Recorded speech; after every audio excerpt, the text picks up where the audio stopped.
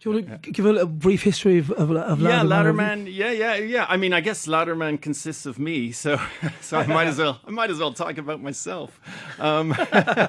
It's all about me. No, but yeah, I come from Montreal, and basically I was a young singer-songwriter in the 70s, and was excited about traveling the world and stuff. So I took off to New York City. Had a bit of a tragedy happen in Montreal when I was young, and sort of that made me decide to leave Montreal. Went to New York City, worked there, had all sorts of crazy jobs, put a band together, worked for Diana Ross as her gopher boy, things like that. So that was quite funny. John, it was an interesting life in New York City for a young teenager. And got a little exposure to real life in Studio 54, and I worked at the Limelight Club in New York, so that was really cool. And got exposed to a lot of rock and roll and everything, and sitting CBGBs watching New York Dolls, and it was crazy. And so then I decided to go to London, because London was always where my heart was. All my favorite singer-songwriters were from London, from Cat Stevens to Nick Drake. Early Bowie. I mean, even Elton. I love Elton.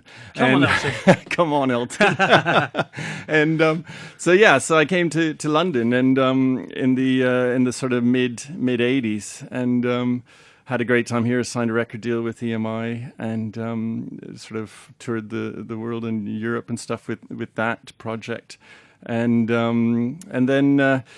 I took time out. I've taken time out a few times in my life from music and life, after making good decisions or bad decisions. And I guess in the early '90s, the Bosnian War happened, and I decided to take a year off of my life and go down and do what I could down there and stuff, and help out with aid distribution and stuff. And wrote a lot of songs down there and stuff, and did a lot of concerts in the towns and stuff that we would go to with the aid and everything. So that was really interesting.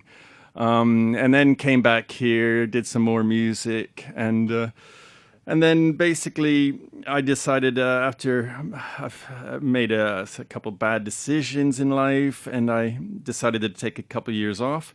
And I hadn't written music or songs for about 10 years, and decided to get back into it, and just took 2 years off and focused on writing songs, which is basically what the album is now. This is sort of the culmination of the 2 years of writing.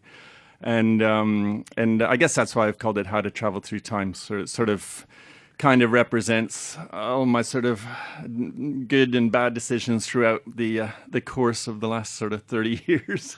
And so it's sort of almost like a diary of my life in a weird kind of way, sort of like a geography or a map of all those decisions and the effects of those decisions and stuff.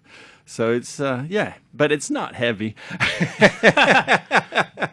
Can you carry on for the next half an hour? This is brilliant. It's not too heavy. We've got another half an hour. What we got? We've got 45 minutes. Okay. Oh dear. And so I'd worked. I ran a business, my own business for those 10 years, and that's how I saved up enough money to make the album. Mm-hmm. And so obviously I'd lost my EMI record deal by that point. And so I ran a transport business for the music industry, so that was kind of fun, and that's been a good way to sort of raise the money to do my own music, so through working in the music industry. So that's been cool. And then so finished it last year, got it recorded last year with all my favorite musicians and the girls on the strings, and worked with, it was great to be able to just do it the way I wanted to do it, mm-hmm. without anyone telling me how to do it, and management and all that kind of stuff, for no record companies hanging over my shoulder.